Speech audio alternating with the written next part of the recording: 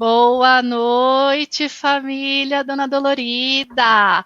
Tudo bem com vocês? Eu sou a Mayra, com muito carinho e da felicidade que eu espero vocês aqui com a gente. Nós temos o nosso fisioterapeuta convidado, a hashtag Alano Dona Dolorida deu certo, Alan Senigalha.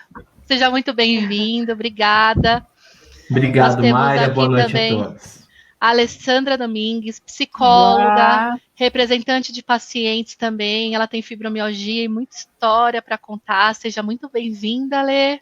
Obrigada, Mayra. É um prazer estar aqui com vocês hoje. A gente tem a Viviane Santos, nossa assessora.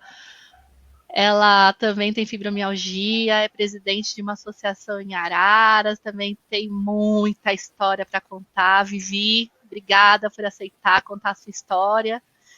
Temos como convidada também a Luciana Reis. Luciana, representante dos pacientes, também tem fibro, tem outros problemas também, bastante história para contar. Lu, muito obrigada por aceitar participar e dividir com a gente essa sua experiência. William, tá por aqui? Cadê o William, gente? Acho que ele deu uma caidinha, mas ele já volta. Tô tentando colocar o William aqui, mas foi. Bom, enfim, vamos começar, pessoal. A Lu caiu, o William também. Daqui a pouco eles voltam. Nossa live de hoje é sobre os desafios no tratamento da dor crônica. Quais são os desafios que a gente enfrenta como profissionais e como pacientes quando a gente se vê num quadro de dor crônica, tendo os pacientes para cuidar ou sendo o paciente que precisa de cuidados? Todos nós passamos muitos desafios, às vezes é muito difícil conseguir ajudar uma pessoa, né, um paciente com dor, seja por um tipo específico, assim, por exemplo, como a fibromialgia. Nós passamos por diversos desafios nessa dinâmica, e hoje a gente vai trazer as nossas experiências, nosso ponto de vista profissional e o ponto de vista das pacientes, né? Representando os pacientes, a voz de vocês, o que vocês sofrem com a dor de vocês e quais são os desafios que vocês enfrentam no dia a dia, desde o momento que vocês começaram a sentir dor, o diagnóstico e essas coisas. Então, quem quer começar? William, tá escutando, William? William, seu microfone está desligado. Alan, quais são os maiores desafios que você acha que a gente enfrenta? Deixa eu colocar aqui os comentários. Vamos lá. Os desafios são múltiplos. Aliás, primeiramente, boa noite a todos. Boa noite os colegas aqui que dividem essa mesa comigo. É uma honra, um prazer estar aqui no Dona Dolorida novamente. É um prazer falar para esse público, um público maravilhoso que me acolheu tão bem, né? Que me fez voltar. Foi uma delícia a nossa última live. E eu começo com a minha palavra falando dos múltiplos desafios que nós temos, né?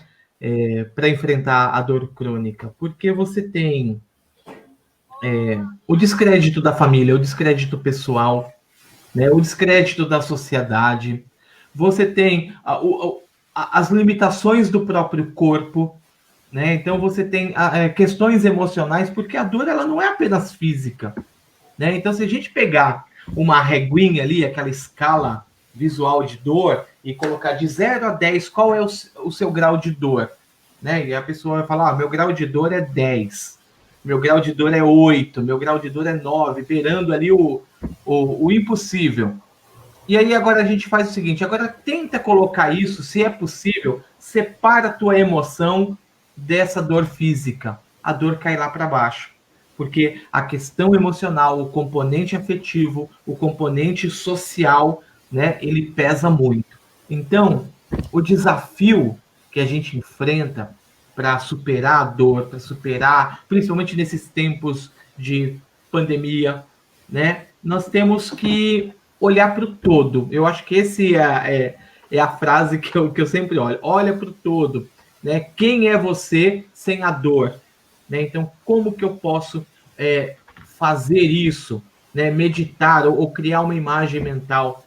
Né? Como que eu posso desenvolver o meu corpo? Como que eu posso superar a minha emoção, superar a minha dor emocional, superar o descrédito dos amigos, da família, da sociedade? Porque é muito comum comum o apontamento do dedo, né? Olha, fala que tem dor, fala que tá com isso, com aquilo, mas há quanto tempo?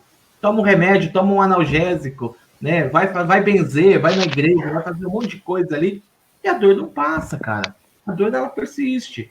Então, é isso que a gente tem que começar a olhar, né? A gente tem que ter uma noção. Qual é o grande desafio? Né? Encarar a dor de frente. Entre tantos desafios, né? Mas um deles, encarar a dor de frente. Então, assim, É verdade. é uma pergunta que a gente vai ficar aqui falando o tempo todo, mas quais são os desafios? Múltiplos. Cada um sabe onde o calo aperta. Uhum. O William tá escutando a gente, William? William? Bom, Ale, Oi.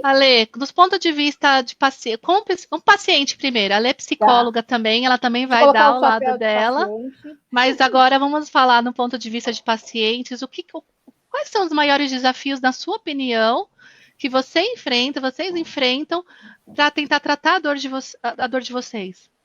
Então, o desafio, ele é muito grande. No meu caso, eu tive durante 10 anos até conseguir o diagnóstico da fibromialgia. Tem 4 que eu fui diagnosticada com fibromialgia. E o desafio, ele começa conosco, né? Porque realmente você ter dentro da tua cabeça o controle emocional, de falar, não, eu vou, é uma doença, não tem cura, mas eu preciso buscar o tratamento e conseguir uma vida o mais próximo do normal, né? Então, acho que esse é o maior dos desafios. E o segundo, com certeza, é a questão do preconceito das pessoas, né? Então, é exatamente o que o Alan comentou, geralmente as doenças crônicas, as dores crônicas, não são doenças diagnosticadas em exame. Então, às vezes, os próprios familiares vão fazer exame com a gente. Ah, não deu nada, você não tem nada. Né? Você está sentindo dor, é psicológico, toma um chá de camomila que passa, vai benzer, como o Alan colocou. E aí isso faz com que a dor piore, porque abala o emocional, enfim. E aí você acaba desistindo, às vezes, de tratamento por conta de efeito colateral, porque você precisa trabalhar e o efeito colateral é mais forte. Então, são muitos desafios, desde que você começa a sentir a dor, mesmo antes do diagnóstico, e acho que vai até o resto da vida, realmente. São todos os dias, é só por hoje. É verdade, né? Lu, seja muito bem-vinda, Lu. Tá escutando a gente? A Lu travou. Viviane. Ai, meu Deus. Tô ouvindo. Vivi, tá escutando? Vivi, na sua opinião, Oi. Quais são os maiores desafios? Sim. Preconceito. O preconceito ainda é uma das coisas que eu ainda particularmente venho lutando, né? Não só por mim, como por outras pessoas que se queixam na questão. Porque por ser uma doença que não é visível, então as pessoas ainda têm, a sociedade ainda tem essa questão do preconceito. É uma luta de formiguinha aí, mas é uma coisa que eu bato muito na tecla, para tentar lutar contra o preconceito da questão da fibromialgia. Lu, tá escutando a gente agora? Luciana? Oi, tô te ouvindo. Tá ouvindo? Lu, seja muito bem-vinda. E a gente queria saber a sua opinião. No seu ponto de vista, quais são os maiores desafios nessa jornada contra a dor?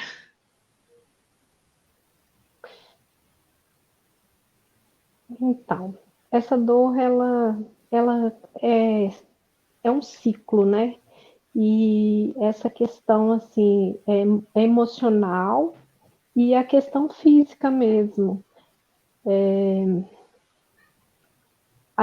Eu me sinto assim, eu fico me sentindo inútil, da questão do ponto de vista profissional, eu parei de trabalhar, então dificultou muito a minha vida, muito, e tem a questão do preconceito também. Muitas pessoas não fazem ideia, né? Uma das coisas que eu escuto muito as familiares falando assim, mas como que fulano pode estar com dor se ele estava agora ali sorrindo, brincando, e só porque chegou em casa tá com dor? Mas quando você estava na rua, você não estava com dor, ou quando você estava fazendo alguma coisa, você não estava com dor. Né? Eles não entendem que, sim, você estava com dor, a diferença é que você tenta não deixar de viver. Estava, né? Mas a gente... Às vezes as pessoas parecem que cansam, né, de escutar. É difícil também para o familiar. É muito difícil conviver com uma pessoa que tem dor o tempo todo, porque as pessoas não sabem o que fazer. É difícil para os dois lados, tanto para o paciente que está sensibilizado e quanto para o familiar. No meu ponto de vista, assim, uma das maiores dificuldades que eu, como profissional, percebo na hora de tentar tratar um paciente é a questão cultural. O paciente vem para o consultório cheio de culturas negativas, achando que nada pode fazer, que tudo vai piorar. Tem que ser muita conversa até conseguir fazer com que ele concorde e tente entender a proposta do tratamento. Muitos pacientes vêm com diagnóstico errado também. Isso acontece bastante com você, Alan? Pacientes com diagnóstico errado, e se o fisioterapeuta não faz uma boa avaliação no ato ali do primeiro contato com o paciente, não vai melhorar aquele paciente, porque vai tratar errado. Isso acontece muita frequência. Não estou falando que só os médicos avaliam errado, obviamente que não, o fisioterapeuta também faz isso, todas as áreas fazem. Precisa, se você não tiver realmente aquele conhecimento, aquela sensação, aquele feeling de sentir a pessoa que está na sua frente, né?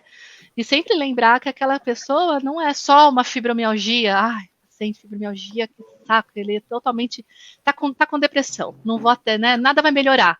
Nada vai melhorar. Se a gente ficar nesse pensamento o tempo todo como profissional, realmente não vamos conseguir seguir para lugar nenhum. Ou pegar um paciente que tem uma artrose de joelho, vamos supor, uma coisa mais simples, mas que se a gente olhar só aquele joelho, falando assim, vou pensar só no joelho dele, tá com uma artrose, a artrose não tem cura, se ele não vai poder colocar uma prótese agora, então vamos ali fazer o que dá para fazer. A gente não vai conseguir melhorar também. Então, os maiores desafios que eu enfrento todos os dias é tentar sempre me policiar para tentar mudar a cultura, que é muito difícil, essa cultura negativa que o paciente traz para você, endeusando alguns profissionais e achando que os outros apenas vai seguir ordens, né, de alguns, que isso acontece muito, infelizmente, tentando olhar um paciente sempre como um todo, tentando implantar uma cultura mais humanizada, multidisciplinar, né, tentando não vestir a camiseta de super-heroína achando que eu vou conseguir melhorar um paciente sozinho, porque isso não vai acontecer. A gente não é possível, quando a gente fala com um paciente com dor, é um conjunto, né, um conjunto de fatores que influenciam nessa questão, e às vezes o paciente, ele se apega a uma única pessoa e acha que só aquela pessoa vai te ajudar. E na verdade não, a gente não é possível que só uma pessoa consiga ajudar. Precisa ser vários profissionais, uma rede de apoio boa, e o paciente querendo cada vez mais conhecer o seu problema, porque é uma das coisas que a gente enfrenta também. Muitos pacientes não fazem ideia do que está acontecendo com eles. Eles ficam atrás de exame, ficam chateados às vezes porque o médico não pede exame. Não é possível, eu tô com dor na perna, tô com dor no quadril. Eu tenho, mas aí faz exame e não tem nada de errado, não aparece nada de diferente naquela imagem. Não, ele tá errado, tem que ter alguma coisa aqui. Porque se eu tô com dor, eu tô com algum problema. E nem sempre dor é sinal de lesão, né, Alan? Às vezes não é, às vezes a gente tem dor e não tem lesão. Que é o caso da fibromialgia, por exemplo. Vocês acho que já passaram por isso no diagnóstico de vocês. Eu imagino que não foi fácil esse diagnóstico. Como foi a experiência até vocês receberem o diagnóstico de vocês? William, tá escutando agora? Bom, gente, acho que a live vai ser tocada pela gente. William vai... Ah, tá escutando? William, que bom. Então fala pra gente, quais são os maiores desafios, na sua opinião? Mayra, como você falou, essa relação cultural, sabe? A necessidade de se ter uma equipe multidisciplinar e que o paciente ele dê a oportunidade do profissional exercer o trabalho sem a desconfiança excessiva. Como você tinha falado, eu vou falar baseado na área do exercício físico. Ele é um dos braços do tratamento multidisciplinar, mas ainda hoje tem uma desconfiança muito grande do acometido pela dor crônica. Ele acha que com o trabalho do exercício físico, ele vai piorar as sintomatologias. e não funciona dessa forma. E muitas vezes o desafio maior é conseguir com que o paciente se permita iniciar um quadro de exercício físico e se permita inserir esse exercício físico no seu dia a dia, para ter, sim, um bom aproveitamento da melhora da qualidade de vida. É verdade. Eu falo por experiência própria. Geralmente a gente acha que qualquer tipo de exercício que vá fazer vai piorar a nossa dor. É uma realidade. Uhum. Isso acontece muito no consultório, né? Na fisioterapia mais convencional, né? Tirando essa parte mais alternativa não, Alan. Integrativa, não quero revelar a idade que eu tenho. Integrativa, mas na convencional, muitos pacientes também chegam querendo só choquinho. Tô com dor, eu só quero meu choquinho, quero a luz vermelha, mas não faz ideia que tem muita coisa além disso para a gente tentar trabalhar e que se a gente não fizer, a gente não vai ter sucesso. Alan, quer acrescentar alguma coisa? Eu quero acrescentar um pouco na sua fala e quero fazer uma provocação a todos que estão nos ouvindo. A provocação dela é ótima. Né? A gente sabe que dentro da ciência da reabilitação, né, então o processo ele é gradual, né? E dentro também dessa ótica, a gente tende não só profissionais de saúde, mas os pacientes também tende a assumir uma postura didática em relação aos problemas que ele tem. Então, vamos dar um exemplo. Uma pessoa que sofreu um acidente ou por algum motivo está na cadeira de rodas ou permanentemente ou temporariamente, ou que vai precisar usar uma órtese, né? Então, algo para corrigir um membro, para auxiliar um movimento, ou até mesmo uma prótese, né? Após uma amputação, coloca ali uma prótese. E nós sabemos que na sociedade que nós vivemos hoje, agora um pouco menos, mas há um tempo atrás, isso atraía muitos olhares, né? E as pessoas que usam a cadeira de roda, uma prótese, uma órtese, ou que usam um aparelho auxiliar ali na saúde dele, né? Um aparelho auditivo, enfim, a gente pode dizer aqui inúmeros exemplos. Ele assume uma postura didática em relação àquilo que ele tem. Porque é criança, é adulto, é curioso, é pessoa da família.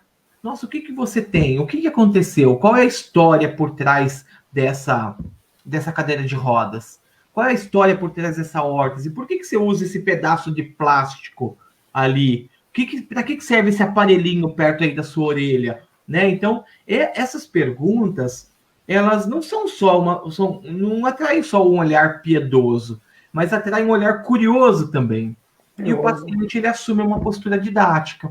Né? Então, a gente, né, que assumimos, estudamos, nos dedicamos à ciência da reabilitação, nós acabamos vendo isso comumente, né, dos pacientes. E eles falam, olha, acontece isso, essa amputação aconteceu por tal problema, aconteceu. Eles contam essa história porque gera essa curiosidade. Então, a minha provocação vai para quem está assistindo, para quem sofre com dor crônica, né? Por que então, o paciente que está na cadeira de roda, o paciente que usa prótese, que usa órtese, ele tem que ser didático e contar uma historinha e tentar convencer, não convencer no sentido de que a pessoa está descrente, mas, né, explicar o problema que ele tem, ou não que seja um problema, mas explicar a condição que ele tem. Por que os portadores de dor crônica também não podem assumir uma postura didática e explicar que, muitas vezes, na fibromialgia, por exemplo, a gente não tem um diagnóstico, a gente não tem uma desordem física, não é acometida por um vírus, uma bactéria, um trauma direto, né? Mas a dor, ela está ali, e ela me limita. Todo o processo de dor que se prorroga, né? Todo o quadro doloroso que se prorroga, ele interfere inevitavelmente na nossa emoção. Então, a minha provocação é essa, né? Você está ouvindo agora aqui a gente batendo papo com esse pessoal fera que tem aí, eu fico admirado aqui com esse pessoal fera aí, é uma honra, eu e o William aí, a gente já tá rodando há muito tempo nessa tempo. É uma honra. Que sorte a minha ter vocês aqui. E, então, assim, você que está ouvindo aí essa galera falar aí, então serve aqui a minha provocação, né? Seja mais didático na tua explicação. Você está sentindo dor?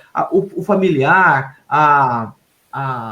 o vizinho, o pessoal da escola, o pessoal do trabalho, que tem aquele olhar descrente para a tua dor, né? Vamos entender, eles não têm nada a ver com a sua dor. Mas como explicar, Alain? Fala para a gente um pouco melhor. Como que você explica uma dor no corpo inteiro? Ótimo, ótimo. Dessa maneira, exatamente isso que a gente colocou. Olha, é uma dor que anda, é uma dor que anda. É uma dor que ela fica em vários lugares, porque a natureza dessa dor, ela não é uma natureza de uma lesão. E aí ele explica, se bato o joelho, vai me doer o joelho. Né? Se eu tenho dengue, o vírus ele se aloja em várias partes do meu corpo e eu tenho uma dor terrível no corpo inteiro. E qual é a explicação? É o vírus, é a bactéria, é o trauma, a pancada, o acidente, o tombo, o que for. Né? Em alguns casos, como a fibromialgia, né? Alguns casos de artrose, alguns casos da própria depressão, o próprio luto, né? Persistido ali, né? Ele vai gerar um sintoma doloroso. E isso o cérebro ele interpreta como sendo dor física. E essa dor ela se instala, essa dor ela persiste. Então, a dor ela é uma condição que está presente no corpo, em alguns casos, mesmo não tendo um desarranjo físico, um desarranjo orgânico, ou uma instalação de uma doença.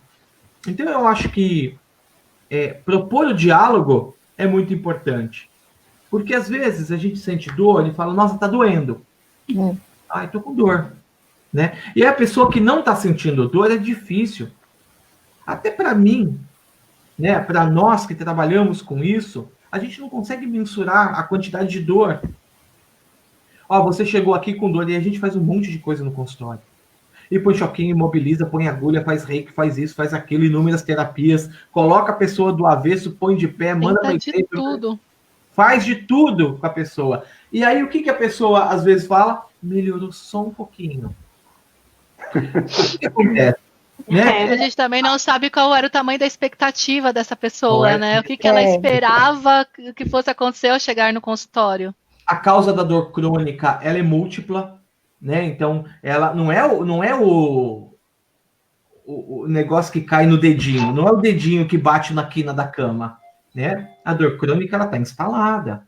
A dor, ela já vem ali de um processo afetivo, de um processo energético, de um processo social, né? Das relações. Às vezes a pessoa tem lá 30, 40, 50 anos, ela está somatizando no corpo dela processos lá das suas relações primeiras, né? Processo antigo. Então, isso é um item complexo de se olhar, né? De se trabalhar. Por isso que eu sempre proponho, a minha provocação sempre o diálogo, é sempre tentar explicar isso, né? Então, olha, existe a dor no meu corpo como sendo algo inconstante. Assim como eu tenho dias mais nublados e dias mais ensolarados, o meu corpo ele se apresenta com mais dor ou menos dor em alguns momentos. Maravilha, Ana, muito obrigada. Ale, como que foi esse seu processo de diagnóstico até você começar o seu tratamento? O que você vem fazendo para tentar se tratar até o momento? Como que é essa sua experiência? Então, na realidade, eu tenho 2 quadros, né? Eu tenho a fibromialgia e tenho a distimia diagnosticada. São 2 doenças que são pouco conhecidas, né? Você fala de distimia, é menos conhecida ainda, que é o mau humor constante que as pessoas falam, né? Aquela que uma hora você mudanças abruptas no comportamento, no humor, né? Uma hora você está tudo bem, daqui a pouco você fica nervosa muito rápida, só para o pessoal que está assistindo não sabe o que é distimia, então é isso, tá? Uma mudança abrupta no humor. Mas tem que tomar muito cuidado. É bem difícil isso, é muito difícil ter isso, porque é algo incontrolável. A pessoa não consegue se controlar, às vezes é uma pena que sai fora do lugar para causar um nervosismo gigante na pessoa. Então, é muito difícil. Pode continuar. O primeiro diagnóstico que eu tive, que foi depressão, porque você vai nos médicos, o primeiro diagnóstico é sempre, você está com depressão, te enfia lá um Rivotril de 2,5 gramas, e aí você começa a tomar isso. E não foi diferente comigo. Eu comecei eu devia ter 16, 17 anos, e aí comecei o tratamento primeiro com depressão, e aí uma série de medicamentos que não melhoravam a dor, exames, eu acho que eu já fiz exame da ponta do fio do cabelo, até aqueles exames genéticos que tiram o fio do cabelo e manda para fora do Brasil, eu já fiz, ortomolecular, não dá nada, leva no pai de santo, manda benzer, enfim, de tudo. E aí tem 4 anos, a minha filha tem 6 anos, quando a minha filha nasceu, ela nasceu prematura, e aí eu tive um quadro muito grave de fibromialgia. Ela nasceu com 34 semanas, mas ela era uma bebê pequena para a idade gestacional, nasceu com 1,4 kg, e eu fiquei 23 dias acompanhando na UTI neonatal.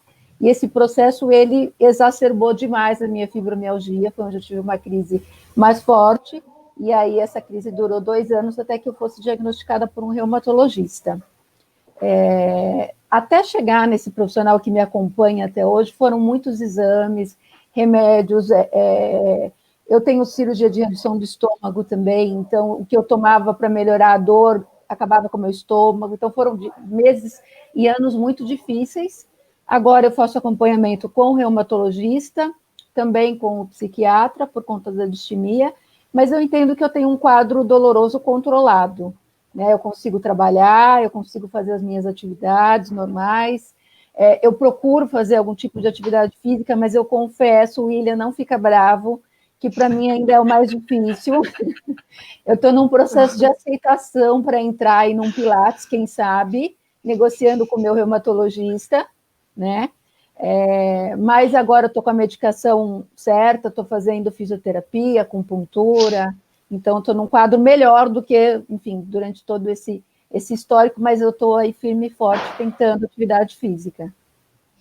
Maravilha, tentando vencer o medo, né? Porque é um medo de fazer atividade física e ver o quadro piorar. É essa a realidade da atividade física. Que é um dos problemas que a gente enfrenta também, né? Geralmente as pessoas não sabem dosar os limites, não respeita, né? Ou eles não passam por aquela fase de aceitação do problema, ou eles negam o tempo todo, não posso, não tenho isso, não tem nada de errado comigo, eu não nasci com isso, isso não me pertence, então eu não vou deixar de viver por causa disso. E faz tudo que vem pela frente, no outro dia não consegue levantar da cama. Parece que foi atropelada por um caminhão. Ou é aquela pessoa no qual a doença vira identidade. Tudo se baseia no problema que ela tem. Aí aquela pessoa que você dá um bom dia, dona Maria, tudo bem? Não tá tudo bem, eu tô com dor. Só se for para você, né? Se tivesse tudo bem, eu não estaria aqui. Não, quando que essa dor vai passar? Ou então, vamos almoçar fora, vamos num restaurante, vamos na casa de um parente, fazer alguma atividade prazerosa. Tô com dor, eu não vou.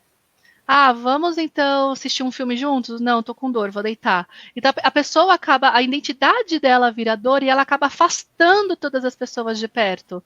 E depois ela acaba não entendendo por que as pessoas não estão mais perto dela. E acaba se sentindo injustiçada porque as pessoas não entendem a dor dela. E aí a gente passa a escutar frases muito comuns, muito doloridas de escutar mesmo, é muito triste escutar isso, porque é uma realidade, mas que daria para a gente tentar transformar se mudássemos a dinâmica, que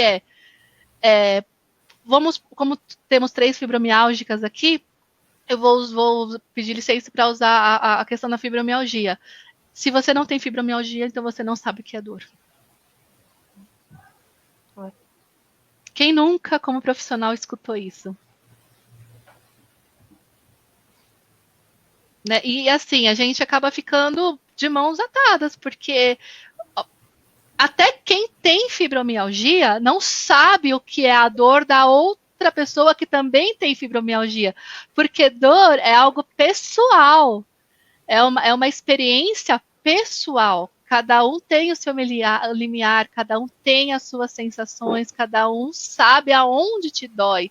Eu não tenho como saber qual é a dor que o Alan está sentindo, mesmo que ele tente me explicar 100% de detalhes, eu não tenho nem de longe como sentir a dor dele. Eu tenho como imaginar, raciocinar em cima, respeitar o momento dele e tentar trabalhar com ele.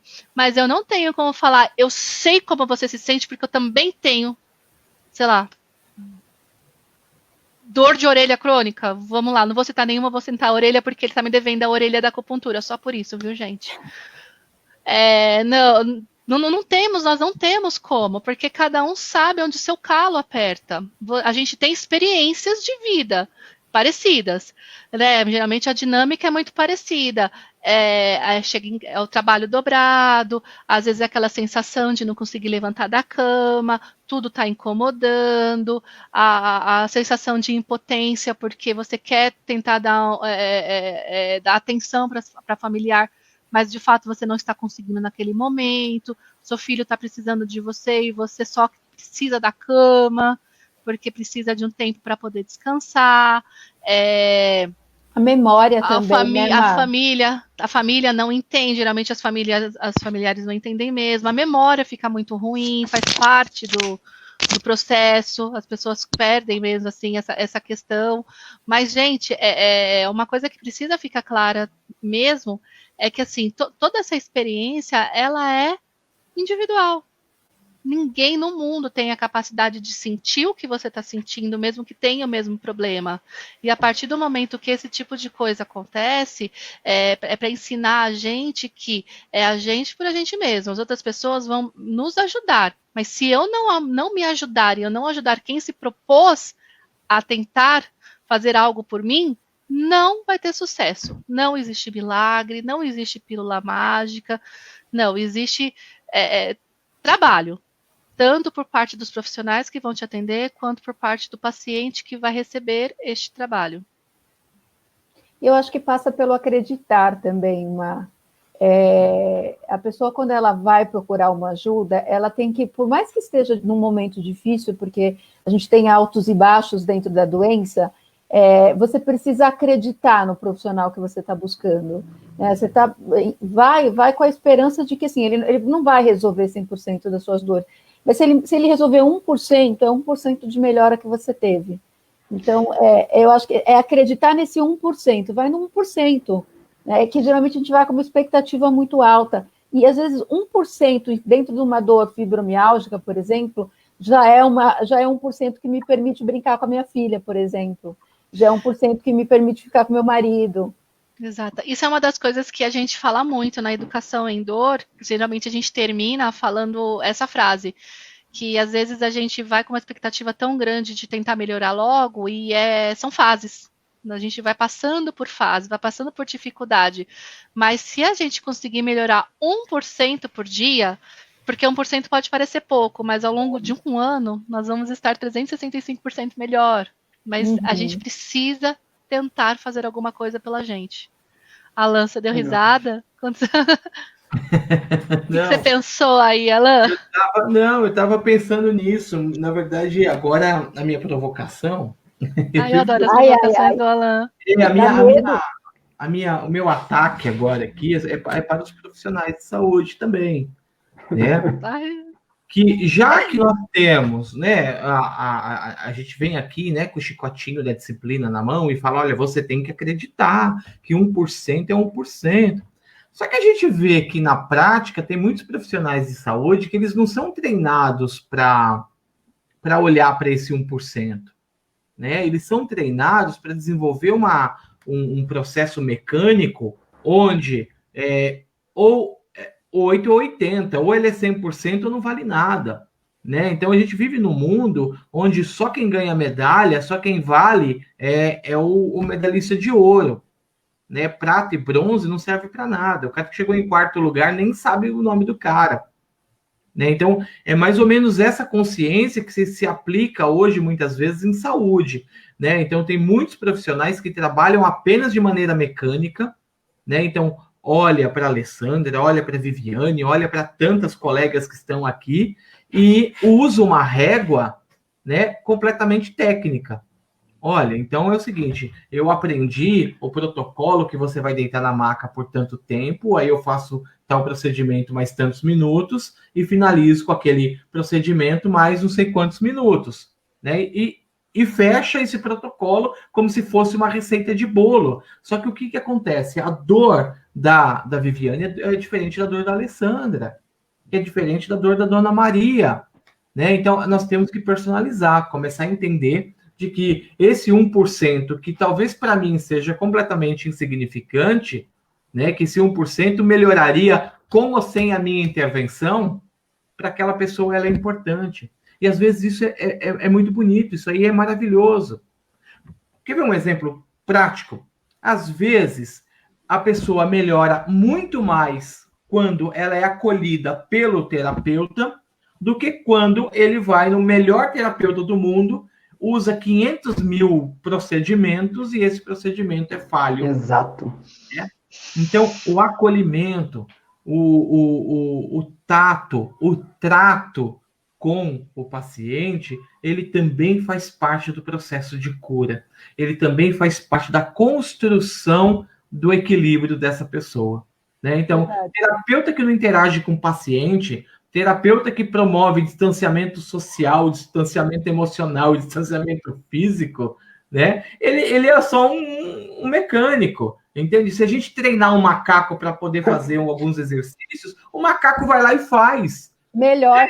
Mais ou menos Exatamente. então, assim, a gente tem que ter humanização, a gente tem que ter contato com o paciente. Se eu não conseguir sentir a dor dele, eu tenho que ter pelo menos a percepção de respeitar e entender mais ou menos o que essa dor fala. Então é mais ou menos essa minha provocação aí. Perfeito, mas é isso mesmo, a gente vê muito isso, as pessoas tentando ser perfeitas, né? Eu quero ser o profissional perfeito, então caiu na minha mão, esse paciente tem que ficar zerado, tem que sair daqui falando que eu sou o cara, e não existe isso, não é assim. A gente, pelo menos eu sou incapaz disso. No meu consultório, por exemplo, eu crio metas, né? Vamos tentar melhorar X%. Se você atingiu, se você falar para mim que na metade da sessão, de uma hora de sessão, mas se na metade da minha sessão você já conseguiu melhorar, vamos supor, 30% da dor que você estava quando você chegou na minha sessão, isso para mim já é uma vitória imensa para quando eu estou falando de dor crônica. Eu já paro a sessão ali na hora, já vou pensar em outra coisa. Mas eu não vou ficar insistindo se meu paciente já atingiu aquele objetivo. Porque eu vou trabalhar por metas, eu vou trabalhando aos poucos, tenho muitas coisas para tentar trabalhar naquela pessoa, não é só aquele componente, é muita coisa envolvida. Então, realmente, eu acho que isso falta, eu vejo muito isso, esse déficit de escuta ativa. O paciente não escuta, o profissional não escuta. Não escuta, ele não escuta nada que o paciente está falando, nada. E as queixas do paciente tem respostas tão intensas para você montar o seu tratamento, mas o fisioterapeuta, outros profissionais da saúde, não se dão o trabalho de parar para escutar. Infelizmente. Pode falar, Vivi. Manda bala. Eu vou aproveitar o seu gancho, o gancho do Alan.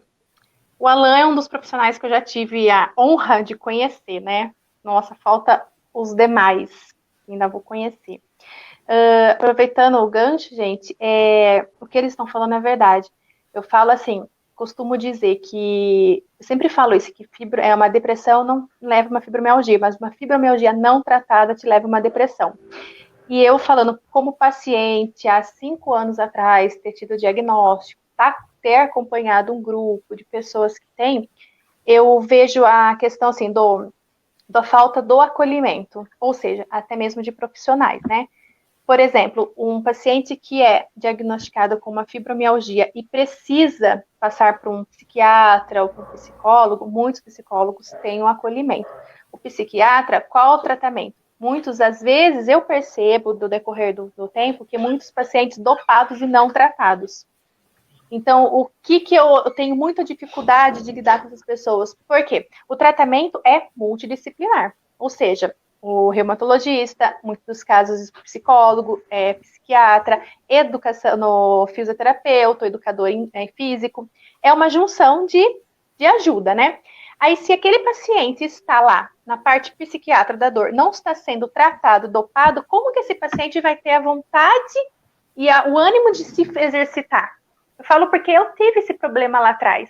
Então, a minha luta aqui na cidade que eu moro é exatamente por isso. Temos que ser tratados e não dopados. Porque uma depressão, o up dela é animar. Você tem que ter o up para a vida, para viver, para lutar. Se o profissional não tem esse contato humano de ouvir, de ter o conhecimento, que é o diálogo que o Alan falou lá atrás, como que ele vai ter esse ânimo? Então, assim, é complicado essa questão. Não só fibromialgia, dor crônica ou qualquer patologia. Então, o paciente tem que primeiramente conhecer a sua patologia. Que se tiver o diagnóstico, pesquise, busque ajuda, faça o máximo que você puder. Foi o que eu fiz. Onde eu conheci esse pessoalzinho todo aqui foi através de pesquisas. Cheguei até eles, procurei saber se o que eu ia ser tratada estava correto. Eu pensei, vou ser tratada ou vou ser dopada? E tive a experiência, infelizmente, pelo SUS, tá? Pelo SUS, de ser dopada. Só que eu não aceitei ser dopada. Eu não aceitei entregar a doença.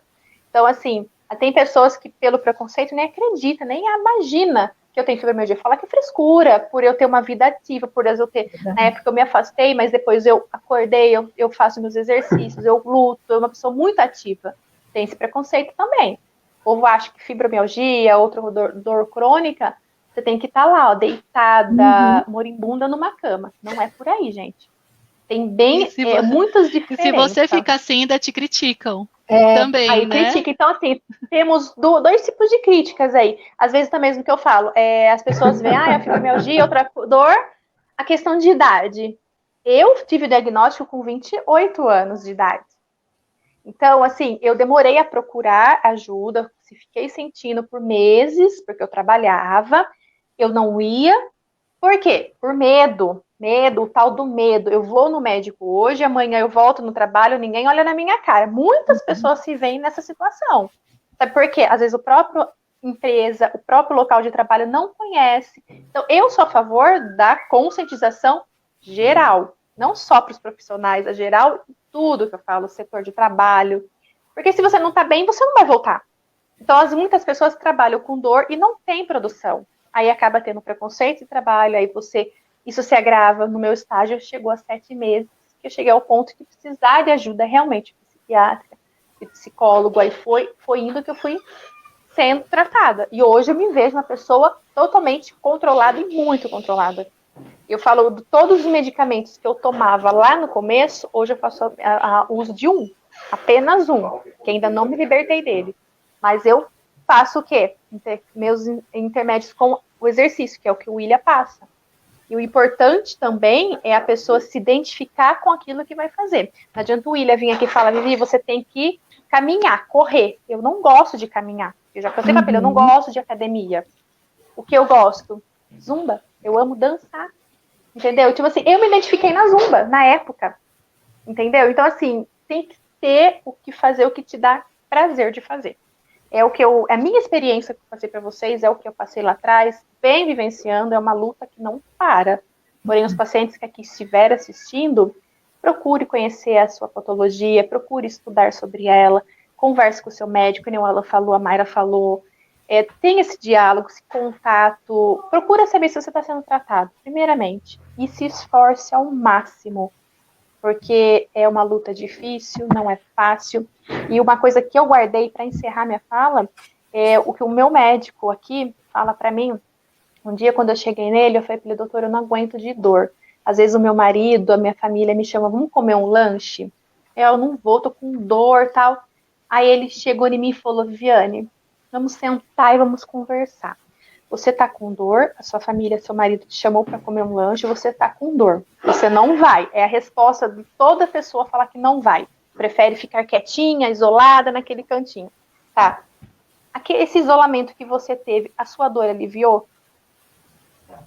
Eu falei, não. Ele falou, então, não é muito mais válido e ganho para você e para sua família, você faça o tratamento e vá se diverte e faça a sua parte. Você tenta entrar esse contato familiar, porque a dor não cessa. Não vai cessar se você se isolar ou se você não isolar.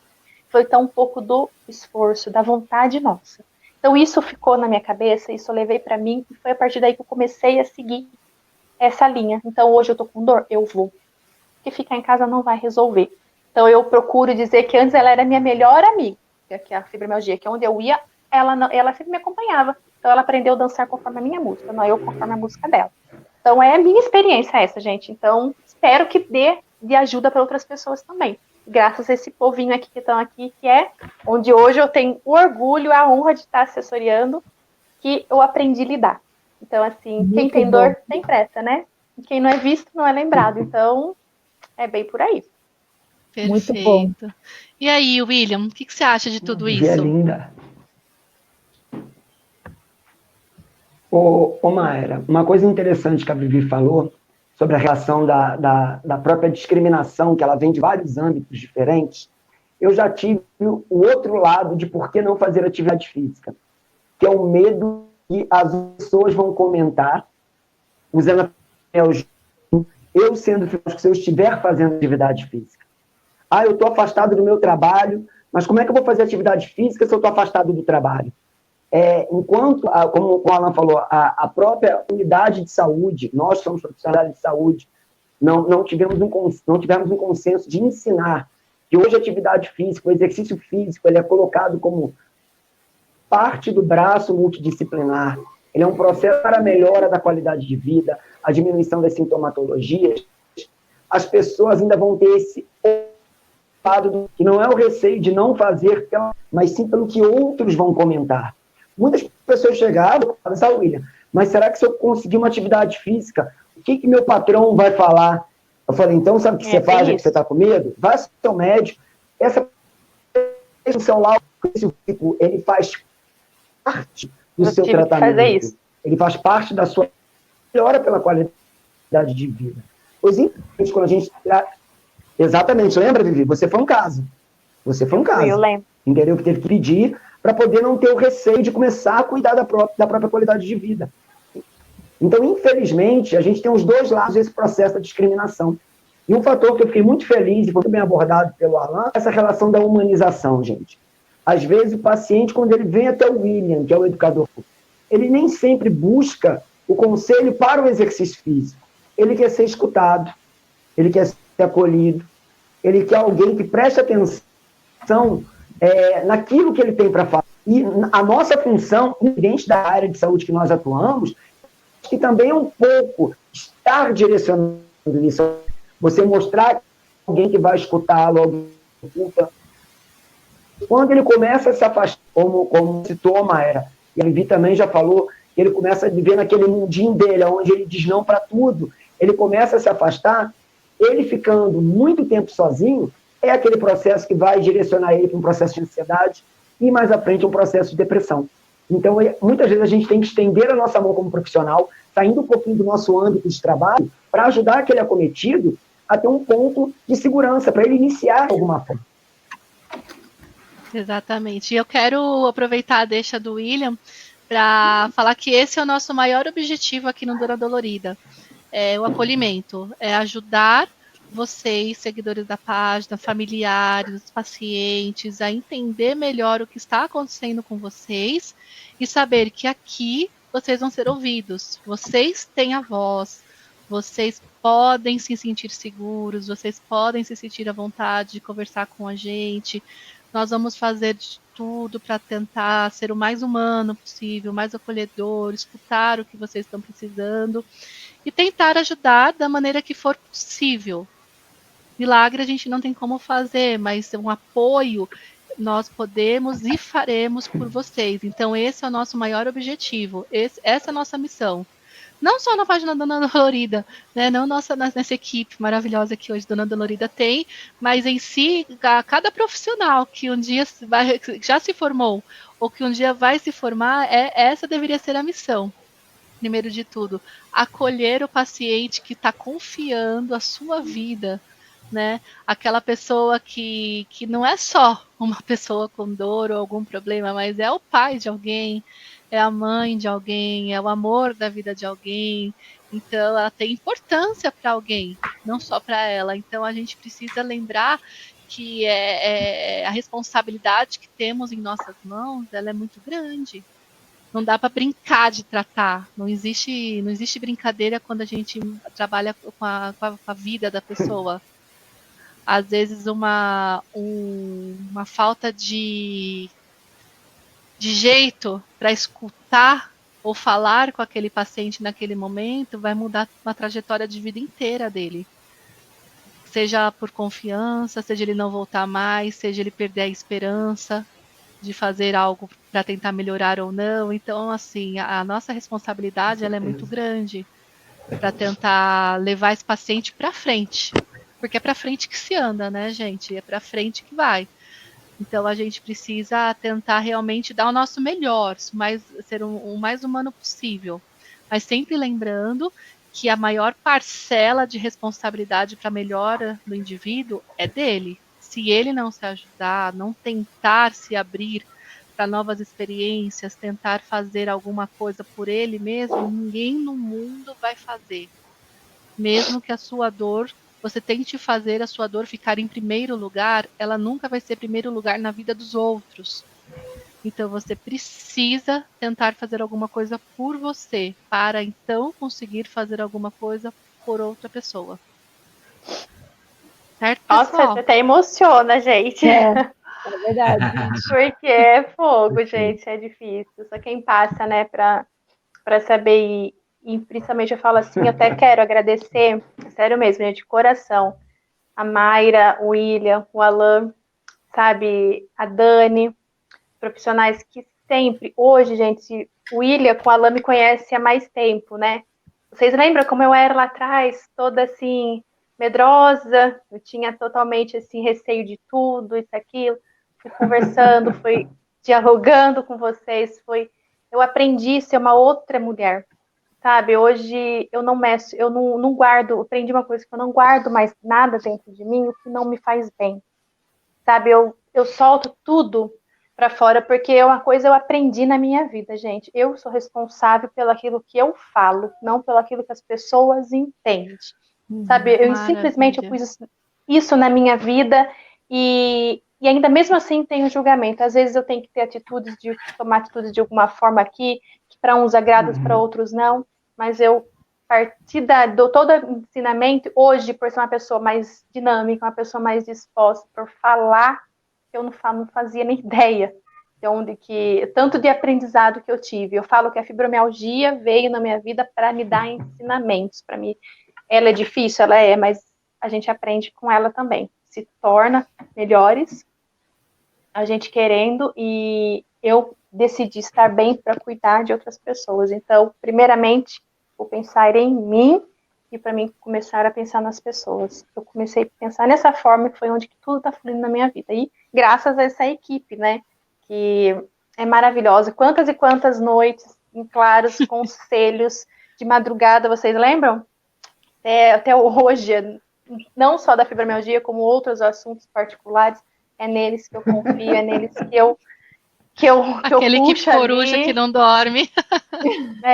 Porque a gente tem disso também, né? A gente não dorme, então assim, as trocam noite pelo dia, então é nesses momentos que a gente se sente acolhida, e é nessas horas que eu aprendo muito, então eu agradeço vocês de todo o meu coração. Eu nunca falei isso para vocês ao vivo, uma rede nacional, assim, que eu agradeço vocês pela Viviane que eu tornei hoje, lutadora e vencedora. É uma das minhas garras que vocês conhecem, tá? Obrigada, eu Vivi. Amo vocês, só isso. Quero que fique claro e registrado aqui uma coisa que a gente já falou para você, mas sempre é bom repetir, que a gente morre de orgulho de você. Então, assim, Me fez chorar. Parabéns. Não conta dela, não, é? Nem me fale, gente. Olha, é difícil. Deixa eu ler um pouquinho de comentário aqui, que senão, mais uma vez, a gente vai passar da live e não vai ler nenhum comentário. Dilma posta, deu boa noite. Dilma, obrigada. Dilma sempre presente, sempre nos apoiando aqui nas lives, ela sempre nos apoiando na página, uma querida. Regina Naraoca, que está convidadíssima para fazer a live pelo Dona Dolorida. pode preparar o seu material, vamos já decidir uma data, hein? O Alan já disse que você vai participar e está mais do que convidado, eu não esqueci. Quero muito, muito, muito que você, né, nos dê a honra um dia de participar conosco aqui. Gisele Nassimbene, boa noite. Foi uma convidada minha. Seja bem-vinda, Gi. Um prazer ter você aqui com a gente. Muito obrigada. Fique à vontade para conhecer a página. Ana Cícera Almeida. Minha prima. Seja muito bem-vinda também. Aí entrou a Dri Mateus. Dri Mateus, deu boa noite. A Maria Valdici Costa, ela sempre está presente também, sempre nos apoiando, sempre dando os testemunhos delas. A nossa querida Daniela Queiroz, que hoje não pôde estar presente nessa live, nossa psicóloga portuguesa, parceira e colaboradora da Dona Dolorida, que a gente ama de paixão, uma das pessoas mais incríveis que a gente conhece. Na próxima live ela vai estar presente, se Deus quiser. Vamos lá, Gláucia Sene. Gláucia do Alan. Você que é do Alan, porque... Minha prima. Ela está aqui também. A Dani escreveu assim: podemos e devemos integrar a diferença e desenvolver a capacidade mesmo de tornar o que temos de forma didática. Para quem sofre, auxilia aí no processo de resiliência e para os outros promove a empatia. Aí ela diz também que a dor é dor. Dor neuropática é muito complexa de explicar. Ela diz que que é como se fosse dor na pele, né? A pele arde como uma queimadura, no caso. Aí a gente tem aqui a Yasmin Isabelle Alves Correia, também deu boa noite. Veio do meu Face, beijinho, ela é uma lindeza. A Joicinha Mota também esteve presente. Também veio do meu Face. Beijo, Joyce. A Deia Campos disse que o Alan é show. Não, aqui o Alan que tá no sucesso. Tem mais uma aqui dizendo que ele é show. A gente tem que concordar com ele. Eu pago pro pessoal fazer comentário das minhas lives. Hashtag Alana Dona Dolorida. Tem uma rede de propaganda aqui, gente. Aí eu percebi que a Gláucia era prima do Alan quando ela disse: isso, primo, o tratamento humanizado é tudo. É que eu pago o pessoal para me elogiar nas lives aqui. Ela disse que o importante nos clientes dela é falar em vez de praticar. A minha prima a Gláucia é educadora física também. Olha que beleza. Aí, William, quem sabe um dia ela não aceita fazer uma live com a gente aqui também. Coitada! Eu falo isso para ela todo dia. Brincadeira. A Maria Valdici da Costa, ela falou assim, que ela já chegou a viver dopada no início quando ela teve o diagnóstico da fibromialgia, porque ela não tinha experiência sobre a doença. Nem sobre nada. Então, ela quando está nesse período, né, quando você não tem experiência, as pessoas entregam a vida ao médico. E eles fazem isso, eles dopam, segundo a Maria Valdici, né? Alguns médicos não. Alguns médicos já têm outros critérios, outras formas de atender, mas infelizmente alguns ainda seguem, né, uma linha mais forte aí na alopatia, no tratamento medicamentoso. Aí ela disse que o apoio que as pessoas dão é uma grande ajuda, né? Que ela é muito importante. Realmente, se a gente tem apoio, seja de profissionais, seja de amigos, às vezes amigos valem mais que parente, né? Muitos amigos às vezes entendem, confortam mais do que o próprio parente, o próprio familiar. Bom, não é nova. Deia disse que ama. Ela te ama, só para você saber. Aí a Dani, que já está aqui, toda emocionada, chorando. Acho que é isso. Alguém quer falar alguma coisa a mais? Já batemos mais de 1 hora de live. A gente pode começar nossas considerações finais. Eu amei estar aqui com vocês. Alessandra, que eu não a conhecia. Foi um prazer dividir esse momento com você. Foi incrível. Vivi, prazer em revê-la novamente. Fazia tempo que a gente não conversava. É uma honra novamente estar aqui. Eu só endosso as palavras da Mayra e do William. Eu tenho um orgulho imenso de você por ter transformado e superado tudo isso. Você é exemplo de superação. É isso que eu tenho para dizer. William, meu irmão, tô com saudade de você, cara. Eu te amo, cara. Você é o cara aí, maravilhoso. E Mayra, maravilhosa. Muito obrigado pelo convite. Tantos outros que você fizer, tantos outros aceitarei. Será uma honra estar aqui novamente, batendo papo com vocês. Eu tenho aprendido muito ao lado de vocês. Vocês são feras, são demais. Muito obrigado a todos que nos assistiram, que tiveram paciência para me ouvir aqui. Muito obrigado, foi uma honra estar aqui com vocês. E passo a palavra para vocês e me despeço aqui. Um beijo e até a próxima. Beijo, Alan. Muito, muito obrigada por ter aceitado. Você está mais que convidado para todas as lives que a gente fizer. Eu pessoalmente tenho uma alegria muito imensa em receber você. É uma delícia escutar você falar. Dá vontade de ficar mudo e deixar só você falar. Como eu aprendo escutando a sua serenidade, o seu conhecimento. É muito importante, é agregador, e é isso que a gente quer, né? Ficar perto de pessoas que nos levem para frente, que nos ensinem alguma coisa, porque para empurrar a gente para baixo, o universo já está cheio. Então a gente tem que tentar ficar próximo de pessoas que agreguem algo na nossa vida. E assim como a Dani, Vivi, o William, a Lê, você, Alan, já faz parte da nossa família. Então, muito, muito obrigada. Antes de pedir para os demais se despedirem, né, falarem alguma coisa, eu quero só fazer uma última pergunta para a Lê, que eu acabei esquecendo. Não é uma pergunta, mas é um pedido. Agora, como o ponto de vista profissional, a psicóloga tira a capa do paciente, bota a capa do profissional, o que você diria para os pacientes que sofrem com dor crônica, que enfrentam esses desafios diários e que muitas vezes não têm uma rede de apoio, não se encontraram num tratamento, não se encontraram nos profissionais, às vezes nem neles mesmos eles conseguiram se encontrar, parece que nadam e não saem do lugar, né, emocionalmente. O que você diria como psicóloga para os nossos seguidores?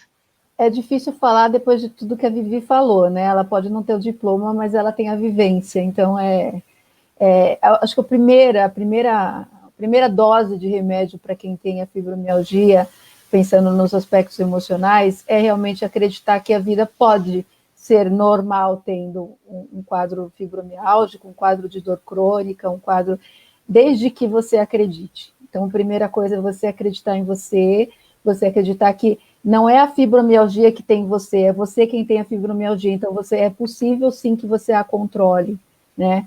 E é lógico, encontrar bons profissionais sempre ajuda muito, né? Então, o que eu posso dizer para quem tem a oportunidade é que procure sempre uma equipe séria, uma equipe que conheça minimamente de dor, né? Muitas vezes quando a gente está com dor, você vai procurar um médico e aí você vai no primeiro que você encontra, e ele não sabe o que é dor. Essa é a realidade. Os nossos médicos, os psicólogos, fisioterapeutas, é tudo muito novo. Toda essa parte de questões de doenças crônicas são doenças muito novas, né? A maioria não sabe nem o que é. E aí, muitas vezes o paciente chega no consultório dopado, como a Vivi também colocou, e aí fica difícil de você conseguir fazer ele ter consciência dos hábitos que ele precisa mudar, inclusive os hábitos de engolir muita coisa, porque a fibromialgia, ela é isso, né? São aspectos emocionais que você vai engolindo, e isso, ele precisa extravasar de uma forma que ele te dói no corpo inteiro.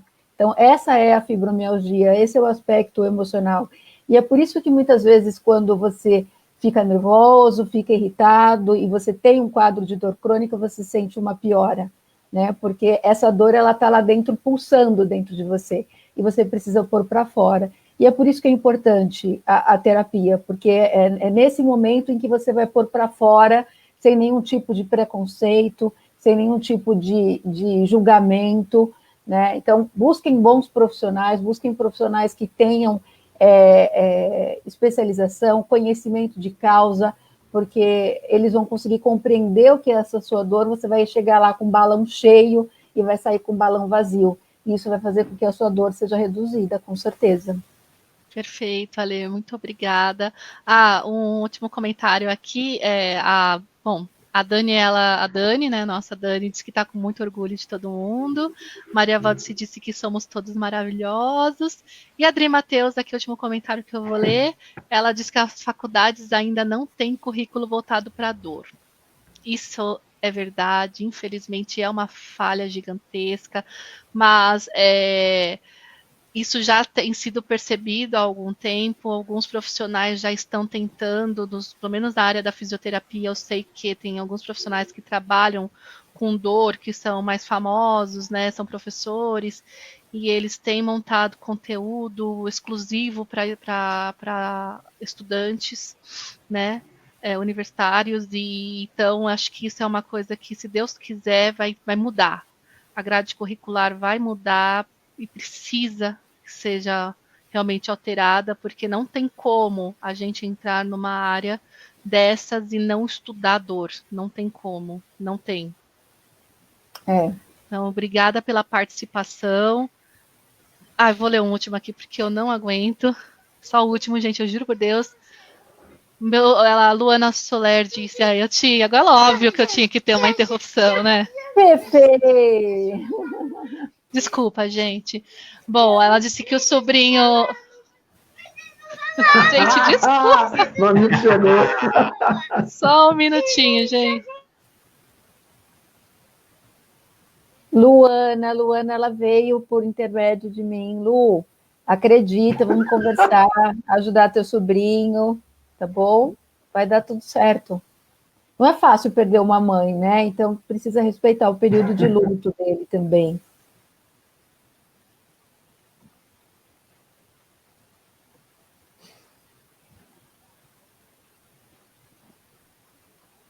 Os pequenos, tá vendo? Ó? Que legal. A minha já apareceu ali, eu balancei a cabeça. Eu não estava até agora com os meus desculpem, por favor, mas vocês vão... A maioria está em casa, na pandemia, sabem como tá difícil, as crianças em casa, me perdoem. Minha figurinha premiada tenta entrar todos os dias nas lives. Mas, enfim... Vivi, muito obrigada, Vivi, pela participação. Obrigada. Se você quer fazer alguma consideração final. O que eu tinha para falar, eu já falei. Somente a gratidão por tudo, por vocês profissionais, primeiramente a Deus. E só é isso mesmo, para os pacientes que aqui estão, não desista. Luta, continue e persista. Estude a sua dor, estude a sua patologia e vá diálogo com o profissional. E sempre assim, procure sempre levar para si próprio. Você consegue, você pode. E o poder do não a gente já tem. A gente tem que correr atrás do sim, que é de boas respostas, de bons tratamentos. E é isso, se amar. Se ame mais, se valorize e coloque-se no lugar do outro. Porque a gente hoje tem esse quadro, a gente tem essa questão de dor, mas pensa se fosse o próximo que estaria nessa situação para você, qual seria a sua forma também de agir. Então, assim, vamos mostrar para as pessoas que a gente quer que eles demonstrem para a gente. Então, a gente explicar. Então, é isso. Estude a sua patologia e corra atrás. Obrigada. A Elisa Nascimento também sempre acompanhando a gente, disse que estava trabalhando, mas chegou para dar uma boa noite para a gente. Mesmo assim, pergunta se vai ficar gravada. Vai ficar gravada sim, Elisa. Você pode assistir com calma depois. Muito obrigada por seu apoio. A Maria Valdice disse aqui rapidinho que participa de uma faculdade de atividade física. A Dani está dando risada do meu filho, dizendo crianças na live. E a Dilma, agradecendo, gratidão a vocês todos, nós que temos gratidão por ter vocês aqui conosco, nos acompanhando. William, quer fazer um agradecimento, alguma coisa, consideração final?